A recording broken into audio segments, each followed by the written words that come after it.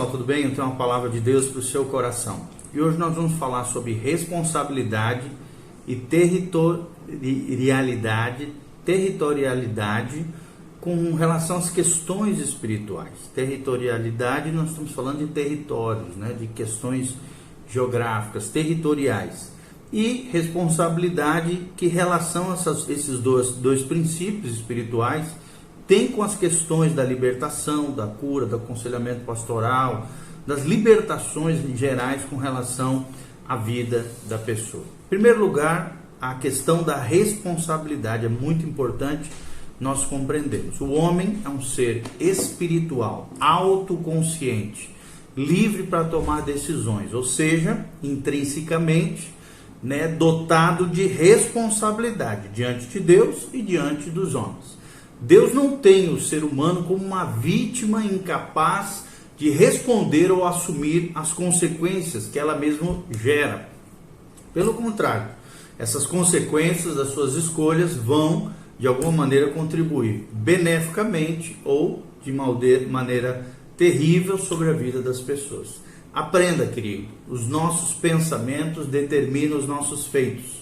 Os nossos feitos ou as nossas ações determinam os nossos hábitos. Os nossos hábitos determinam o nosso caráter e o nosso caráter determina o nosso destino.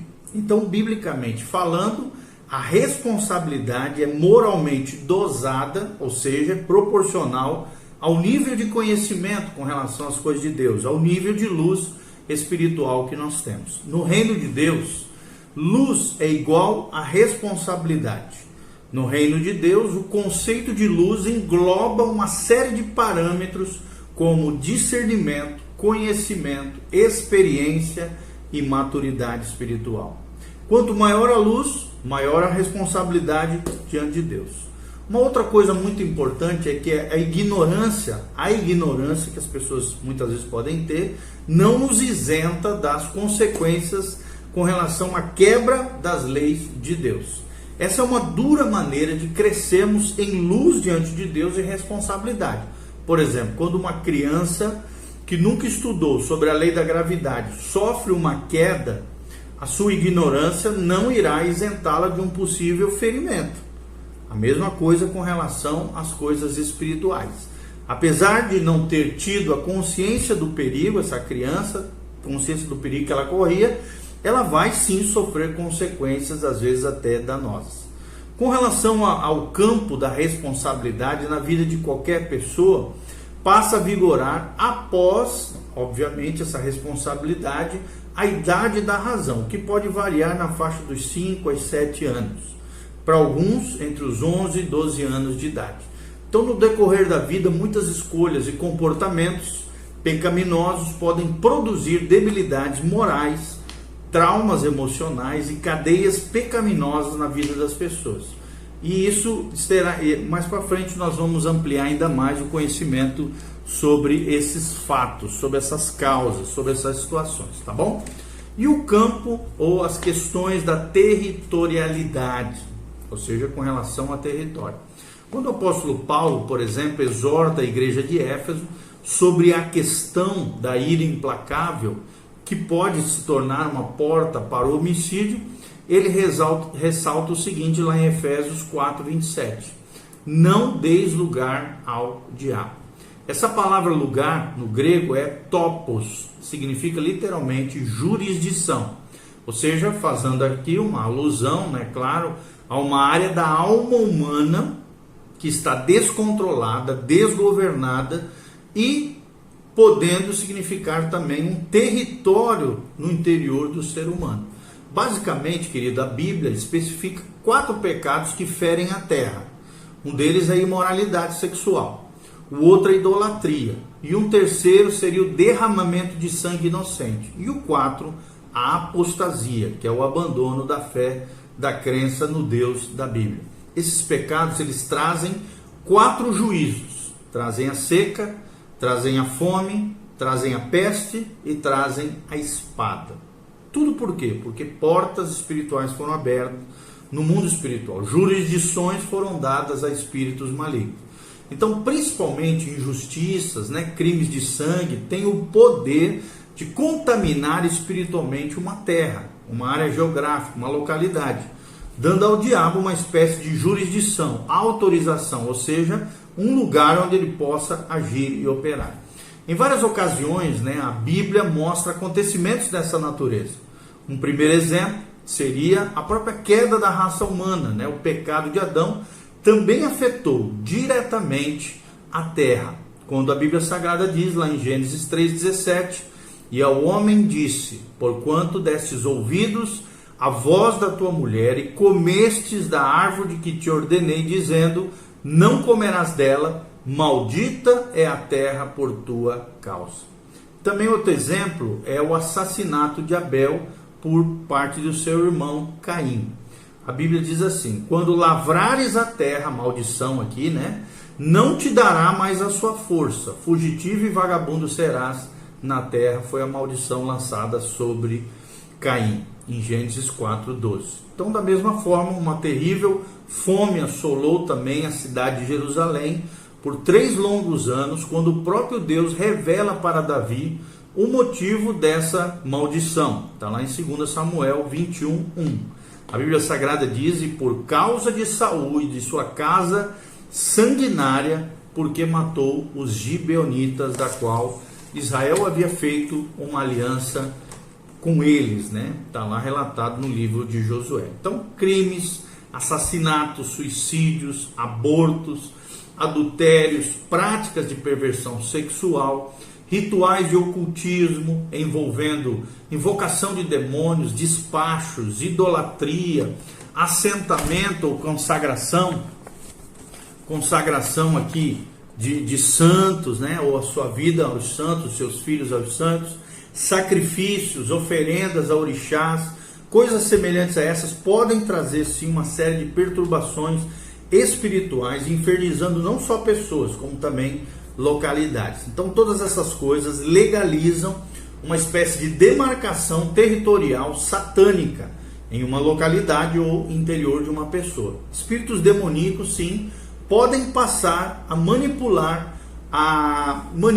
aqui esses espíritos, a mentalidade de pessoas, locais e até da sociedade, com o objetivo de descontrolar o comportamento das pessoas, perturbá-la e, em casos mais crônicos, mais complicados, até enlouquecê-las. Não estou dizendo que, claro, toda loucura é demoníaca, não é isso, mas existem alguns casos que sim, o endemoniamento acaba levando ao desvario, à loucura, à perturbação psíquica.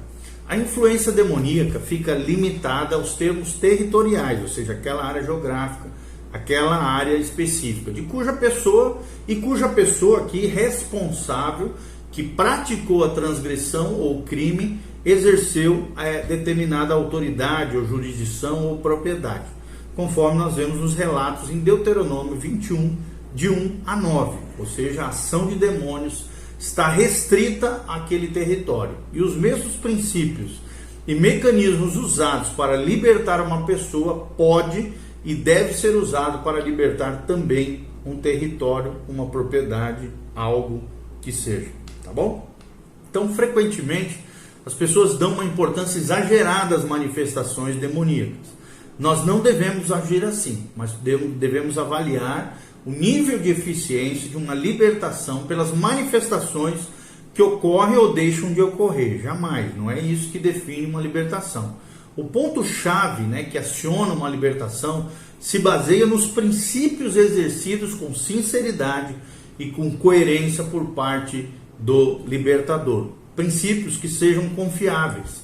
As manifestações nem sempre, e jamais devemos pensar, que uma manifestação seja mais importante do que a atitude de você e eu, de nós andarmos por fé e obediência diante do Senhor. Lembre-se que diz a Bíblia, sujeitai-vos, pois, a Deus, resisti ao diabo e ele fugirá de vós. Tá bom? Então a submissão a Deus, andando por fé e por obediência, é o mais importante quando se trata de libertação. Um aspecto fundamental, de nós diagnosticarmos, discernirmos essas questões, é fazer uma leitura correta dos sintomas ou das manifestações apresentados durante a libertação, para que, através dessas manifestações, possamos inspirar a investigar aquela situação, confirmar ou desabonar aquela situação, vigiar ou confrontar aquilo que está acontecendo com as pessoas que de alguma maneira estejamos ajudando espiritualmente, tá bom? Então são situações muito importantes que precisam ser levadas a sério por parte das pessoas, conselheiros, pastores, libertadores com relação ao geral. Primeira coisa, investigar.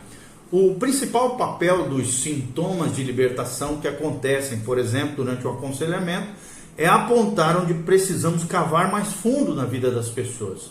Manifestações tais como dores, pontadas, fortes tonteiras, vômitos e até mesmo situações críticas de endemoniamento durante uma libertação, muitas vezes tem um caráter orientativo, no sentido de apontar uma direção a ser seguida, ou então confirmar algo que já foi alcançado na libertação. Em uma libertação, muitas vezes, temos um vasto campo a ser investigado na vida das pessoas. Porém, existem ganchos específicos nos quais a exploração demoníaca se fundamenta na vida de alguém. Então, enquanto esses ganchos, esses anzóis não forem discernidos e eliminados da vida das pessoas, a libertação permanece comprometida na relação entre conselheiro e aconselhado. Segunda questão, além de investigar, nós precisamos confirmar. O que significa isso? Algumas das manifestações na libertação servem para confirmar que esse ponto no qual a fortaleza demoníaca, ou seja, os demônios se apoiavam, foi atingido ou rompido na vida da pessoa. Essa brecha foi fechada, essa porta, essa lacuna, essa procuração de autoridade através de pecados, injustiças e pecados foi rompido, quebrado, atingido e destroçado. Fica claro que algo substancial aconteceu então em favor da pessoa e da sua família, e aí a libertação se processa. Outra coisa muito importante é vigiar. Vigie, irmão. Isso também será de muita valia no processo de manter a libertação daquela pessoa que você está ajudando ou daquela pessoa que foi liberta, pois a pessoa já está em alerta em relação às suas áreas de maior vulnerabilidade, onde o diabo agiu de maneira mais eficaz, onde também deve redobrar a sua vigilância, o que Jesus dizia: vigiai e orai, para que não caiais em tentação. A carne, tem que cuidar mesmo. Então essa é uma área muito delicada e que exige muito discernimento por parte tanto da pessoa que está sendo liberta quanto do libertador. Assim como Deus pode tornar uma manifestação demoníaca útil, para mostrar as mazelas de Satanás, o diabo também pode tirar proveito de certas manifestações, trazendo confusão e desviando sutilmente o libertador da rota certa, desgastando o processo e frustrando os resultados. Outra coisa muito importante é que, junto com esses fortes sintomas de libertação, também pode vir um ataque de soberba ou autossuficiência contra o libertador, principalmente se é uma pessoa ainda imatura, neófita, nova na fé. Isso irá tirá-la da dependência de Deus, o que será no processo de libertação desastroso. Então, além de investigar, além de confirmar e além de vigiar o nosso coração com relação a essas setas e essas distrações malignas, por último, nós precisamos confrontar as pessoas em termos de pecados, erros e falhas. A manifestação demoníaca, por exemplo, numa libertação, também pode, de maneira surpreendente, ter um caráter profético em relação a pessoas presentes ali até no ambiente que está acontecendo a libertação. Ou seja, Deus permite manifestações fortes para edificar, consolar e até mesmo confrontar pessoas que por algum motivo estão assistindo a libertação ou participando delas. Elas vão levar uma espécie de chacoalhão espiritual. Em vários atendimentos de caráter demonstrativo, o libertador mais experiente com certeza já experimentou situações assim, onde uma ou mais participantes acabam sofrendo uma libertação tão profunda quanto aquela pessoa que está sendo ministrada. Amém? Então, aqui estão dois campos muito importantes da libertação: o campo da responsabilidade e o campo da territorialidade, uma palavra difícil até de pronunciar, né? E alguns cuidados que nós temos que ter quando estamos aconselhando pessoas, ajudando pessoas no processo de libertação e aconselhamento bíblico. Investigar, confirmar, vigiar e confrontar quando necessário, à luz da palavra de Deus, tá bom? Esperamos de alguma maneira estar contribuindo para que você cresça na maturidade espiritual, na sabedoria de Deus, cresça e floresça no Senhor. E não apenas seja abençoado com esse material, com isso que nós estamos passando, mas também seja uma bênção nas mãos de Deus, na vida de outras pessoas. Deus os abençoe. Essa é uma série que nós estamos falando sobre aconselhamento bíblico. Que Deus abençoe você, a sua casa, a sua família, em nome de Jesus. Vigie, irmão. Sede sóbrios, vigilantes, porque o diabo, vosso adversário, anda ao derredor de vós, buscando a quem tragar, bramando como um leão. Então, tome cuidado, o inimigo não dá trégua. Então, vigia, confronte, confirme e investigue. Tá bom? Deus abençoe a sua vida, o seu coração. Cuide com as questões de responsabilidade, mas cuide também com questões de territorialidade. Territórios, áreas geográficas, situações mal resolvidas no nosso coração. Deus abençoe a sua vida. Clique aqui, entre nas nossas redes sociais, compartilhe esse vídeo com outras pessoas. Que a graça e a paz de Deus venha sobre você, que você se torne em Deus não apenas um crente maduro, um crente forte, mas um guerreiro espiritual, para o louvor e glória do nome de Jesus Cristo. Jesus está voltando, Maranata, vem Senhor Jesus. Põe em ordem a tua casa, se santifique, se consagre e seja usado poderosamente nas mãos do Senhor. Amém e amém.